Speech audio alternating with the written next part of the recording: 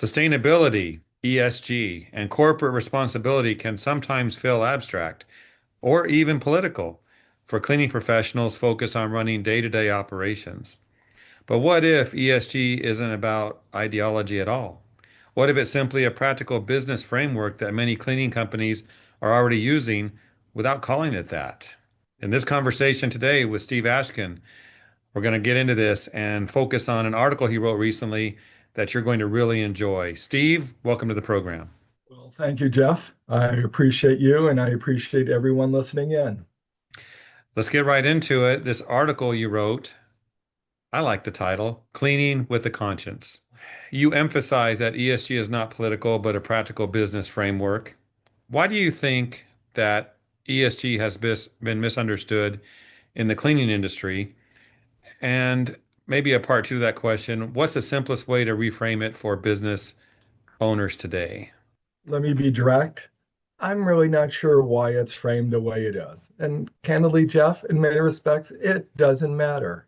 I just accept the fact that some people think it's about politics or they think it's about trying to understand mankind's responsibility for climate change or it's some kind of woke practice or whatever it is. And people are all entitled to their opinion. So why they feel that way, I don't know. But I think they look at it incorrectly. If you look at things like the UN Sustainable Development Goals, it's in five major categories and there's 17 goals. 17.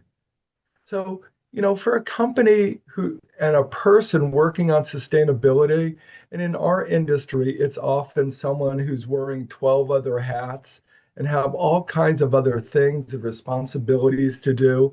Plus, they have limited technical expertise on sustainability. Trying to figure out what goes into 17 different buckets is just a nightmare. So the way we frame ESG is simply it's a way to organize your information. It's really not complicated. It's not intended to be political. It's just smarter business. Jeff, we did an article and we talked about this many times on Think Sustainably. That's what this is. How do we do things in a way that's relevant, do things in a way that's smart, do things in a way that's efficient? So ESG is just a simplification of how to organize an organization's data.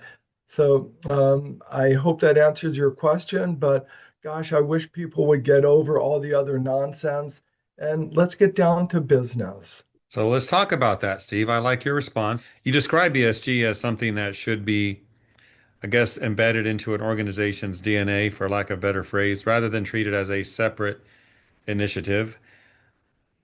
Simplify it for us. Those watching, what does that look like in real day-to-day cleaning operations? Especially in a cleaning operation, we recognize that our people are really important and how we treat our people. We recognize that our customers and the occupants in the buildings we clean, especially if we're cleaning during the day and the buildings are occupied, how to be conscientious about them, right? Considerate of them. We do that every day. And, what we're really trying to talk about is, ESG and sustainability isn't a separate issue. It's just a management tool like thinking about safety or thinking about quality. It's just something we should do every day to make sure we're being conscious, we're being aware, we're being considerate of how the things we do with our people, how we do things with the products that we use, how we dealing with our customers, how we manage our organizations. It's just, as you mentioned, part of our DNA. This is what we need to do to be successful, to be efficient. Yeah, I know we've talked in the past about the people as part of this. I'm glad you mentioned that because that was one thing I did want to ask about today, but that dignity, that paying them the right amount, the whole thing, the whole package about taking care of your people fits into this. I do want to speak to the smaller companies out there, maybe smaller mid-sized companies. So they might feel overwhelmed by requests to do all of this, especially from larger customers who may have a, I don't know, a stricter framework or a higher level of looking at things than maybe your smaller cleaning companies feel they can provide. What can they do about that, Steve? And how can ESG be simplified, or how can they make this work to give those larger companies what they want? Well, the first thing that I'm going to recommend, Jeff, is if you work for a small or medium-sized company and you have responsibility for addressing sustainability related stuff, addressing customer requests, those kind of things, the first thing I really want to encourage you to do is join ISSA Sustainability Committee. Be with a group of other people who are all learning, who are sharing ideas. Um, you know, this is something we can do together, right? I really look at sustainability actually as pre-competitive because we're just trying to be more efficient and we're trying to benchmark and we're trying to improve. So join the ISSA Sustainability Committee. It's free, it's enormously valuable, and that's number one place I want to start. And then there's lots of information out there already. We've published lots of stuff. I know in your publication, Jeff, we've talked about this a lot, but the standards, the requirements, they're all getting pretty much flushed out. Everyone's starting to follow the same things. I mean, let's face it, everyone uses energy, right? Whether we're talking about electricity or we're talking about the fuels for our vehicles, right? Everyone's using products. Everyone has to figure out something related to transportation. We all have to figure these things out, water, waste. So it's not like we're all reinventing the wheel. So candidly, let us help you do it. It's really not that complicated. And sustainability in the end is just good business practices, right? Because you spend a lot of money on that stuff. So how do we really think about it in a way that drives efficiency? And how do we measure it? How do we think about it so that we operate as a real business? As we talked about earlier, Jeff, this really should be part of the DNA. Just like you track your purchases, you should track these other impacts because it really does affect your business. I do like how you often bring out how simple it can be, but people looking at the whole thing at one time, it's a big piece of pie to eat when you think about it that way. But the committee's a great idea. Good start there. And what's that old saying, Jeff? How do you eat an elephant? Right? One bite at a time. And I think that's true with undertaking any project. Hmm. How do you get started? Where do you start? And, we could spend, a whole nother interview talking about what those things are. And, but that's what it takes. And I think, again, it's just good business practices. And besides, my understanding is elephants taste pretty good. I think a pie is a better idea. Okay, we'll go with pie. I don't really like eating elephants, that idea either. Yeah, I've never eaten an elephant, but sometimes we do tasks that feel like it. That's for sure. All right, last question. Thinking about cleaning companies, just starting to hear more about this, and they're really trying to embrace the ESG idea. They're getting questions. From your viewpoint, what is a first practical step they can take to prepare for all this, to make it work for their company without overhauling their entire business? Well, I'd like to say that I have a magic wand and, we could click on it and everything works perfectly. It doesn't work that way. The first thing to understand is you just got to get started. And you know, perhaps the best thing for people to do is to start thinking about what their big issues are. And, if they're trying to respond to a customer requirement, look at what they're asking for. If they're trying to do something like the Carbon Disclosure Project, what are they asking for? Because in some respects, everyone asks the same thing.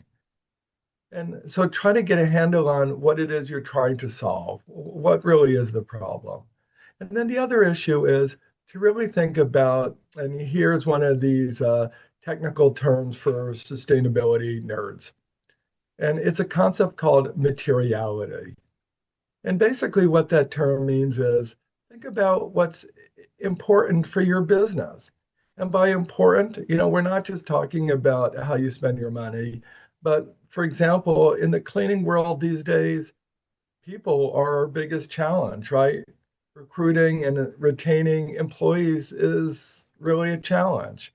And just as we think about safety issues, really start thinking about what's going on with your people and tracking the data a little bit.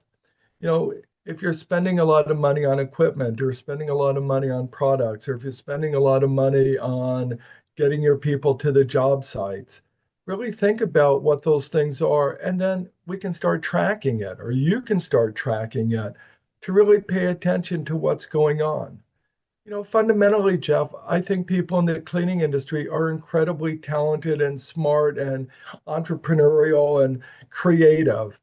So if we really sort of dig into this a little bit, we can figure this stuff out. And again, we're not reinventing the world. Um, excuse me, we're not really reinventing the wheel. Maybe we are reinventing the world. I kind of hope so a little bit because we really can make it better. But the point being is, there's enough information these days to really help guide us on what's important. And as a matter of fact, ISSA, we're putting together a sustainability reporting platform that can help, members do this stuff as well. But the bottom line is to get started and to really understand what your bosses want. Remember, we run a business. So I really want to encourage people to think about things that will help them save money, which typically is driving efficiency. And the cool thing about that is if you use less energy, if you use less water, if you use less materials, all those things, it typically has a better impact on the environment. So you can show environmental benefits as well. So again, this all comes back down to good business practices to really think about how do we really demonstrate our consciousness of these issues and to translate them into good business practices. Well, Steve, thank you for this today. The article Cleaning with a Conscience comes out mid-March 2026. Reinvent the world? Why not? Why not Why indeed? not? If we don't do it, who will? Someone less qualified. So let's get it done right. Oh, and by the way, getting it done right, if you don't mind, Jeff, we let we don't like talking about this very much, but let's be honest. We work in an incredibly mature industry, True. right? Where many of our customers look at what we do as a commodity. They'll literally change contractors for pennies, literally, right? Doing this stuff can help companies differentiate themselves. It'll help companies lead. I mean, ultimately, everyone's going to do this, but there's a real advantage to the first movers.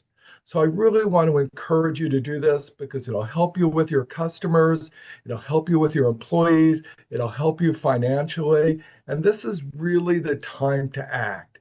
Don't put it off. There are tools available for you. Move now, act now, take advantage of the opportunity now. It is really not that hard and it'll generate enormous success. Steve, thank you for this today. My pleasure, and thank you all for listening in.